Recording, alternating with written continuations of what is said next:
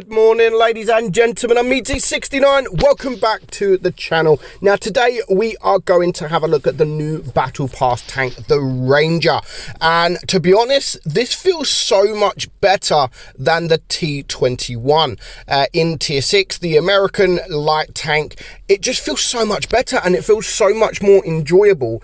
And it feels a lot more mobile, even though it's on paper it's not, but in battle it does feel very, very nice. So the DPM of the Ranger is slightly better at 1932. Penetration the same, alpha is the same, rate of fire is slightly better as well at 12.07. the reload on that is 4.97 compared to 5.22, so a little bit better on the reload there as well.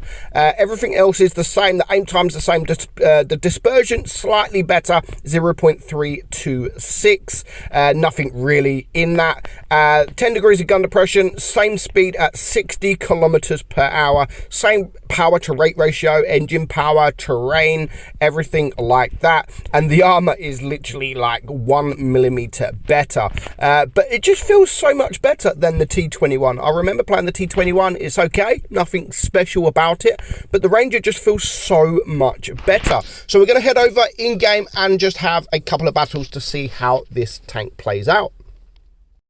So we've just got two little battles, nothing special to show you, but it just shows just how good this tank can be and how mobile this tank can also be. And this is definitely a tank. I mean, I always get the Battle Pass anyway because it is quite cheap. I mean, $5. If you use Huawei App Gallery, you can get it for like $2.50, like $3, and you're getting all the rewards with the tank as well. So so yeah, it definitely is worth it. If you're paying for the Battle Pass, this tank is definitely worth that money alone, because it is an enjoyable tank, and I think Wargaming have done a fantastic job with this tank because it looks the part as well. It really does look fantastic. Now, of course, it is a fragile tank, so you're gonna get penetrated most times. Like, you're not going to bounce too much unless people shoot your tracks, unless you're angled that they shoot your like front plate, that you're so well angled, but you're not going to bounce. You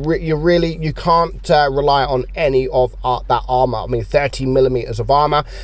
You might bounce a few tier 5s here and there, troll shots, but other than that, don't expect any bounces. So this is an out and out light tank. You have to use this as an out and out light tank. Go around the map with speed, use that speed, use the mobility of the tank, and use that DPM as well. Use that reload, because you can also bully tanks, and this is how I found playing this tank works.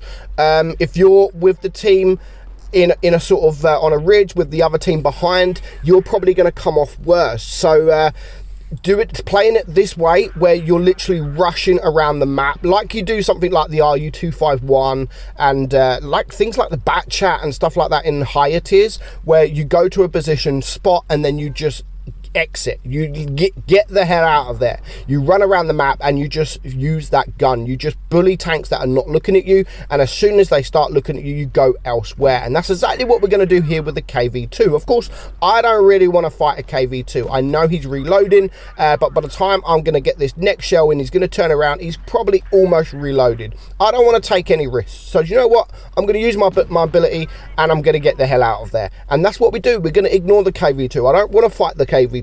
I can leave him. There's only 2 tanks left alive. I want to go for tanks that I know I can go for, but as it happens, I get there and he dies anyway. So it's now just this KV2 left alive, and again, I'm going to get there and he's pretty much going to die. I'm actually going to bounce a troll shot into this KV2, but playing it this way, where you are constantly moving, is a much more enjoyable way to play. It really is. I love playing it this way. And if a tank's not looking at you, you've got that reload. You've only got a 5-second reload. You haven't got a massive reload to sit there and wait. You can reload, you can shoot, and then again you can just move. You can go away and relocate into a different position. But yeah, I love the way this tank looks. I love the way it plays. The Ranger all-terrain, if you use the camouflage. Then I can't believe in my update video that I called this a Ranger. Like, a Ranger? What am I thinking? It's a Ranger. Ranger. People was commenting like, Ranger? What the hell? But yeah, Ranger. silly me. Silly me. So this game, again, I'm going to do the same. I'm going to go into the bush. I'm going to spot the team. And as soon as I need to, I am going to get the hell out of there. Now, my team are pretty much all over the place. I don't want to rush around. I don't want to move yet because I'm getting shots off. But as soon as I get spotted, I do pull out and I do get shot there from that gargoyle. So you're like, okay, this isn't the best of positions. I need to go and I need to play the way I like to play this tank, and that is just, you know, rushing around the map. So I'm going to go for the more middle here. And we've got the Blasteroid, we've got the ARL, and we do have our team there. So I want to go for this ARL because I know I can get the shots on the side. I get that one shot, brings him down to a one shot. But luckily for him, the Blasteroid is on his way. And to be fair, I didn't realize how well armored this Blasteroid is against these light tanks. These tanks with not much penetration, but a lot of speed. So of course, I don't want to fart. Oh my God, I don't want to fart, guys. I don't want to fight this Blasteroid on my own because he's got too many hit points. And yeah, if you can see this armor profile in a minute, the way he's angled, it really is a difficult pen. I mean, as soon as he's angled like that, look at this. I'm like, do I shoot this side bit here? I'm not even sure if I can shoot that side bit. I didn't want to risk it, but we do manage to take him out. I can't believe I don't want to fart. What am I on about? So yeah, I am now a one shot. It is a 6 versus 5. And I don't want to get too close to the enemy because I'm just going to get wrecked. And as you can see, I'm not going to bounce anything. So never rely on the armor, ever.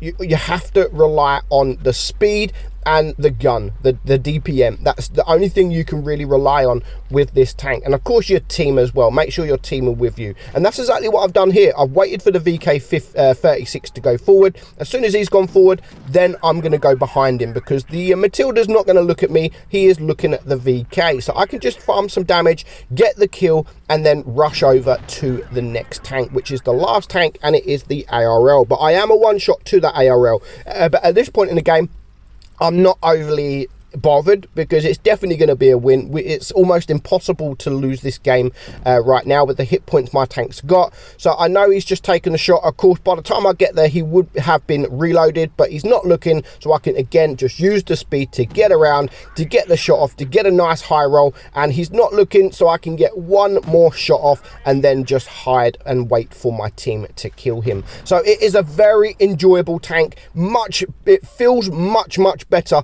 than the T21, but on paper it's not that better, but definitely is worth buying, especially if you can get that battle pass for half price. So I hope you enjoyed today's video, guys. I'm gonna go off farting because I want to fart, and I'll see you all soon. Bye bye.